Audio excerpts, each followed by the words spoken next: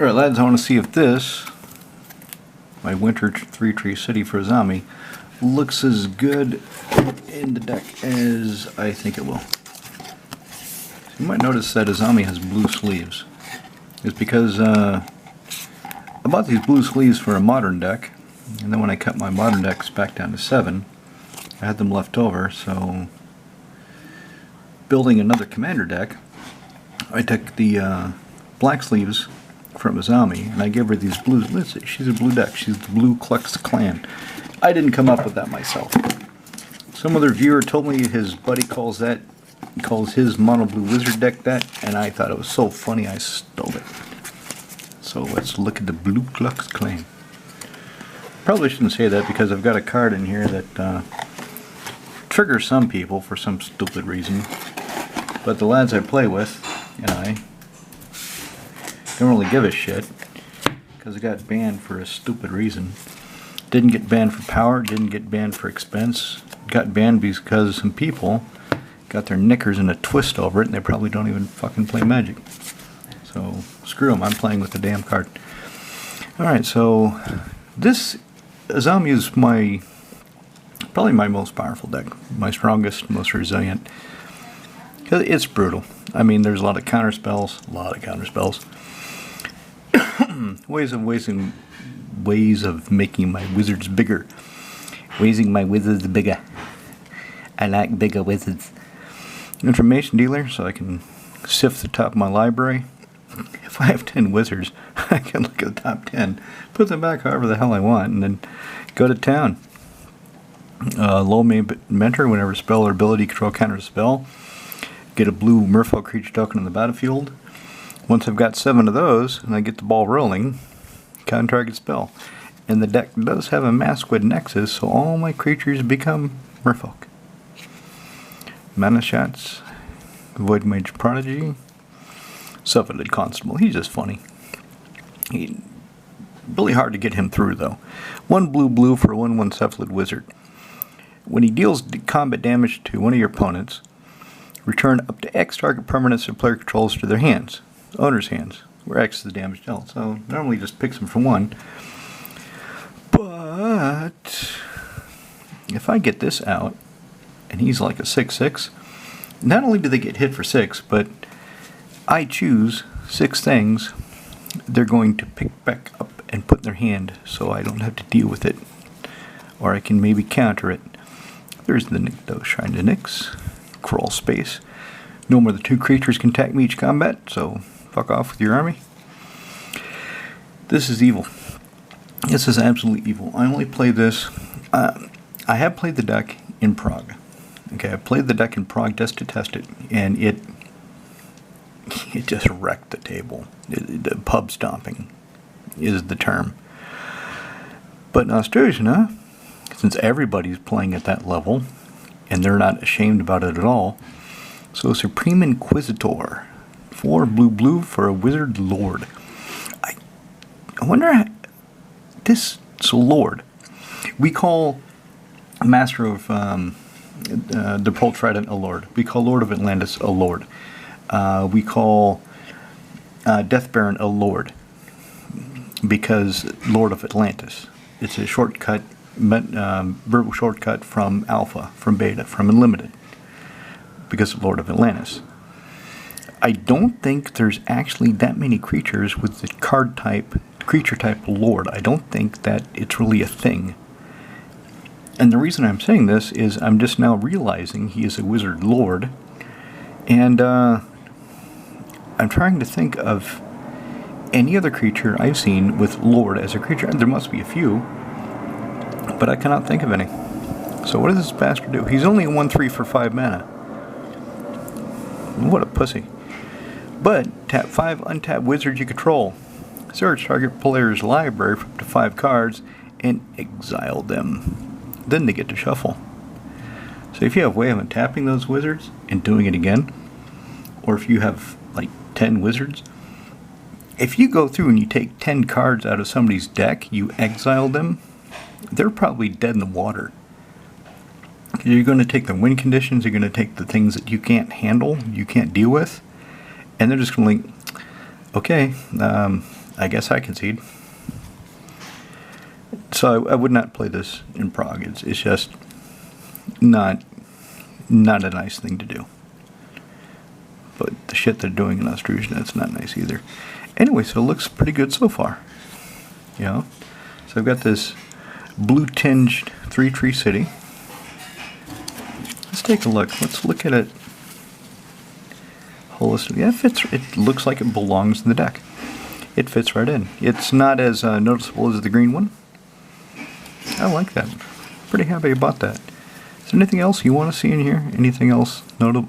Sea King's Blessing. You might wonder what the hell this is for. 1 blue, instantly change the color of one or more target creatures to blue until the end of the turn. You choose which and how many creatures are affected. So, let me see if I find the card that works with. Mana Drain. Yep. I've only got 2 Mana Drains. I only own 2. I have one in here, the Italian you just saw, and I have a Ultimate Masters, Inveterate Masters, Baiting Masters, something like that. Some master set. I've got a Mana Drain from it in my blue-white? Yeah, the blue-white vintage deck. Powered by China. Because I can't afford power. Fuck no.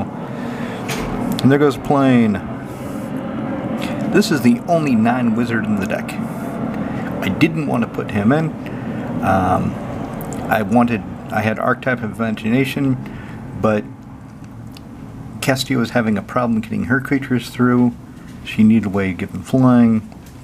Archetype gives all your creatures flying. So this guy, 5 and a blue for a 2/2. Blue creatures control are unblockable, so he dies to a Stiff Breeze.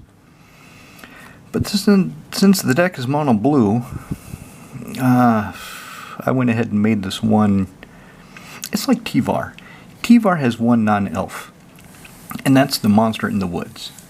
Defiler of Vigor in my T-Var deck is the monster in the woods, because there always needs to be a monster in the woods. That's what all the, every story that we've heard about the woods, there's a monster in there somewhere. So I guess he would be the sea monster in the river. Something like that. Anyway, yeah, I've got a Time Stream Navigator, so I can take an extra turn. If I can find her, I can chain it up again, and I'm in bracket 4. Mind over matter. 2, quad blue. Choose and throw away card. Tap and tap target artifact, creature, or land. So with her, in Mind over matter, I can just keep drawing cards and throwing them away until I get exactly what I want. Until my hand is exactly what I want it to be, and then I can time spiral after I've cast whatever I want to cast. There it is. This is the card that people like to bitch about. I get it. I get that Harold McNeil has some, and I talked about this in my 7 Sins. How did I call it? If you look up 7 Sins in my channel, you'll see the video where I talk about this. So I get it. I get he has some interesting political views, and he does some interesting artwork. But Wizards commissioned him to make that. The card is called Invoke Prejudice. And this gets the idea across pretty goddamn well. I mean, he knew the assignment. Paint something that looks like people invoking prejudice. And he did it. 4 blue, if an opponent casts a summon spell, casts a creature, that doesn't match the color of a creature under your control, so anything that isn't blue, they have to pay double or it gets countered. There's nothing else in the game that does that. So I have one. I'm going to play it. If people don't like it, that's their problem. Because the lads I play with, they don't give a shit. They don't care. Let's see. Anything else cool? Patron Wizard. If I get him down, that's pretty much game over. If I get him down, and I've got like 3 or 4 other wizards, in the early part of the game, in the setup phase, even in the setup phase, if I have him down and 1 or 2 wizards, nobody's getting off a spell. that I can't deal with later. And as the ball rolls and the game progresses, if he's in play, nobody's getting off a spell that I don't let them, unless it's uncounterable, and then I have ways of putting it back in their hand or dealing with it otherwise. So he is absolutely key in the deck. If I could have him as the commander, I would, but I can't, so I don't. He's fucking cool, Patron Wizard. Reflections of Lit Jara comes into play. Choose a creature type, Wizard. Whenever you cast a Wizard, copy the spell of the chosen type, copy that spell. So whenever I cast a Wizard spell, I get a second one, which feeds him. Num num.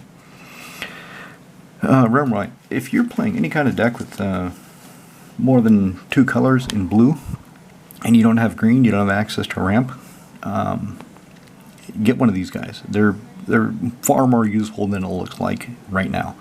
1 blue for a 1/1 Vidalcan Wizard. Comes into play, choose a basic land type. Obviously I'm going to choose Island. And then all my lands are the chosen type in addition to other types. So if you have something that gets a buff for all the forest you control, you can, and you're playing blue-green, say, you can roam right, say, all my lands are forest. Even the, the non-basics, the bullshit lands, they're all you can say they're all forest. And then whatever creature you have gets a big buff. I paid way too much for this guy. Jesus Christ. I fell into the fear of missing out. Middle of the pandemic, he was crossed over 40 euros. It looked like he was going up to 50 and just keep going. I didn't stop to think, well, this is temporary and his price will come back down. I really want an Urtai for this build of Azami, so I'm pulling the trigger and I'm buying one for 40 euros. So what I got 2 blue for a 1/1 legend. He's now a wizard. Legend wizard, it's just the great creature up type.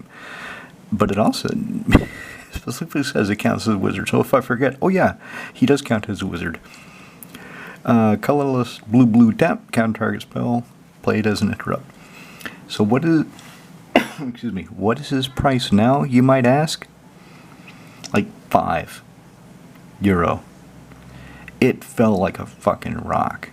Once everybody recovered from the panic of the pandemic, prices started dropping like mad all across the 2nd, 3rd, and 4th tiers of the reserve list.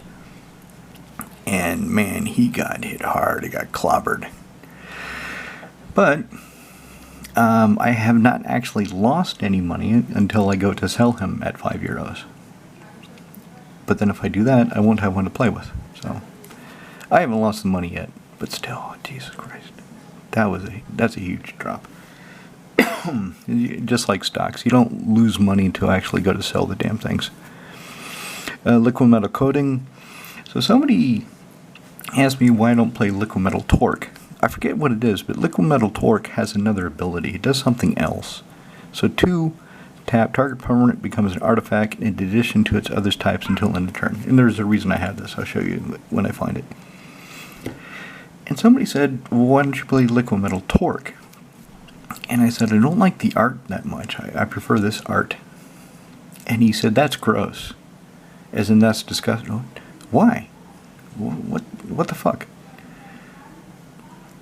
What's so special about liquid metal torque that he thinks if you play this, you're some kind of freak? I think it's cool. Dude looks like he's putting on some armor to beat some ass. Archmage, Shackles. 3. You may choose not to untap Vidalcan Shackles during your untap step. Now remember the realm, right? 2. Tap. Can control a target creature with power less than or equal to the number of islands you control, as long as the Shackles remain tapped. So, yeah. He works well with realm right. A foil. Riptide Laboratory, Ghostly Flicker. So this is why I have a liquid metal torque. So I can make something artifact. I can untap it, gain control of it until end of turn. If it's an artifact creature, it can attack, gains haste. I can use it basically gains haste. I can do anything I want with it.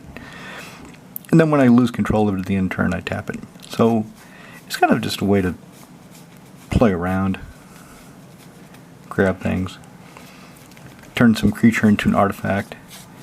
And she says, "Ooh, I want to play with the shiny toy," and she snatches it out of my opponent's hands, and I get to do something with it. Like send it to the high market after I'm done with it.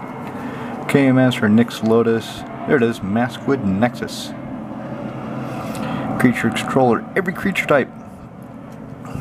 Same is true for creature spells you control and creature cards you own that are not on the battlefield. So times by roll. Signed. I showed this to you lads when it came in last year sometime. So where is the card that I have? See, there she is, right there. Hey, baby. So, Sea King's Blessing. Change the color of one or more target creatures to blue until end of turn. Whenever a creature an opponent controls, it becomes target of spell or ability you control. Steal it, for as long as you have the Willbreaker.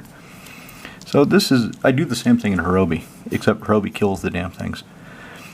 She's in play. I can cast Sea King's Blessing, turn all my opponent's creatures that do not have Shroud or Hexproof or some ward bullshit blue, and I get them all, for as long as I have her. With Hirobi, if Hirobi's in play, I cast Touch of Darkness, which does the same thing, only makes the creatures black. So it touches all my opponent's creatures and targets them. And Hirobi says, "They've been marked for death. They must die." And they die. They croak. Unless they're indestructible or some shit like that. But this is Azami. This is my most brutal EDH deck. I mean, I could probably make it even worse. I probably could. I just don't want to. It's bad enough as it is. It's pretty fucking rough. But that's how they play in Austrusna. So that's why I also have, for Austrusna, Brago Blink, which even they say, man, you're going a bit too far with Brago. And Shroom, and I gave Shroom back the Disciple of the Vault, so now she has a 3-card infinite kill combo, and one of the cards is Shroom herself, my commander, so I don't have to worry about finding her. The thing is, to control it, to kind of tamp it down with Shroom, there's no way I can tutor for the Disciple of the Vault. I have to draw into him. I think that's enough for tonight. What do you think of Azami? Do you think I'm going too far? Do you think this is too much? Or do you think, oh shit, I should play this for those assholes on my LGS that keep fucking with everybody? Because most of the stuff in the deck actually isn't that much. All these old cards that you're seeing, the flat ones are pretty cheap because they're niche cards that only go in certain decks. So a flat non-foil Supreme Inquisitor is not going to. That's not going to be that much.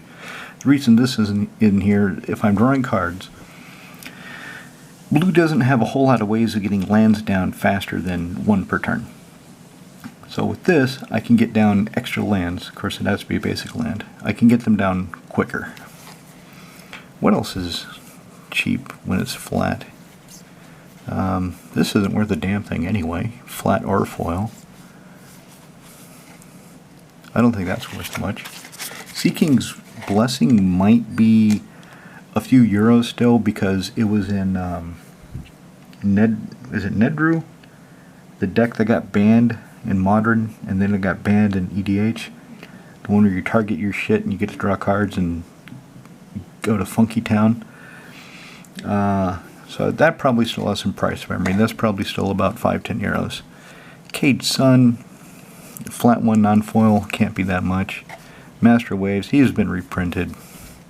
Daring Apprentice, nobody cares about that. That's not worth anything. Coat of Arms, it got reprinted. You could pick one up. I don't want to say cheap, but about 10 euros. So my version of the deck, 3 Tree City, a set one. A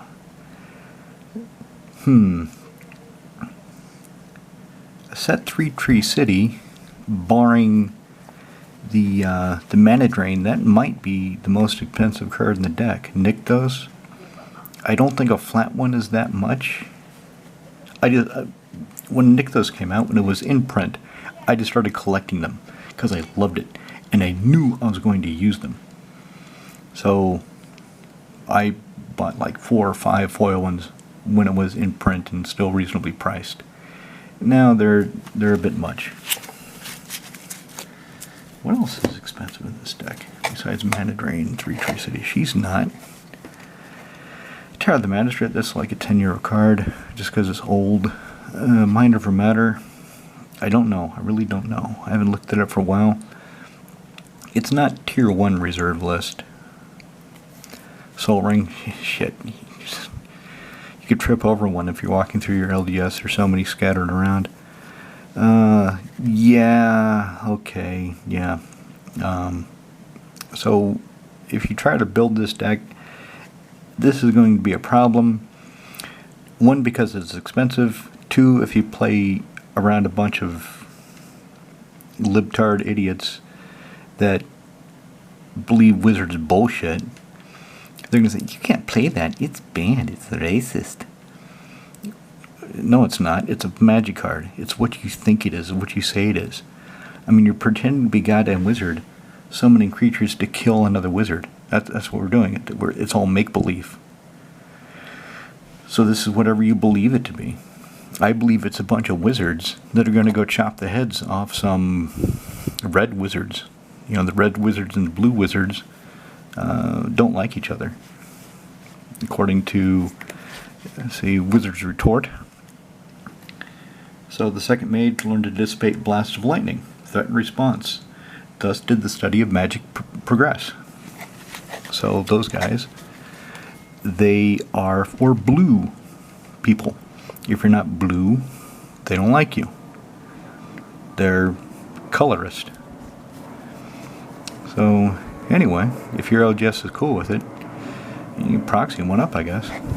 Mutable, I don't know how much that is. That's about €10. It just will not go up. Thawing Glaciers, it's like tier 3, tier 4 reserve. It just won't go up. Patron Wizard, a flat one. I think he got reprinted, actually. I don't know. I haven't checked for a while. I want to say he did, but I can't remember. But a flat one can't be that much. Yeah, Sword of Light and Shadows. So, it's not going to be dirt cheap to make the deck, but it's not as much as if you look at my okay, yeah, alright, fine. Replace this with Echo Vions. It's the one where you spend 6, everybody shuffles their hand, library, graveyard together, draw 7 new cards, and then it goes in your graveyard, and then you can flash it back for 2 and a blue. Just play that one, if it's Echo Vions. I think that's the name of the card. And that's still, I don't know, like 10, 20, 15 euros.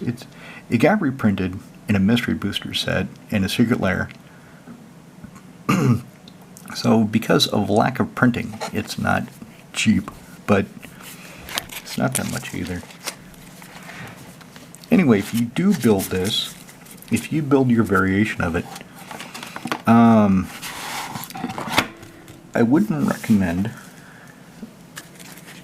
misrepresenting the deck. I wouldn't recommend telling your opponents you just have this cute little deck and you just want to try it out. I would tell them, I've built what I think is a really tough deck and I just want to try it out. I don't want to spark an arms race. Because if you start playing this as your main deck, your friends are going to jump up and they're going to start increasing the power levels of their decks. And they're going to have to jump high. And they're going to have these, you might as well just play CEDH with 3 of the guys. If that's what you want to do, be my guest. That's basically what I do in Australia. We basically play 4-man competitive EDH. And it's rough.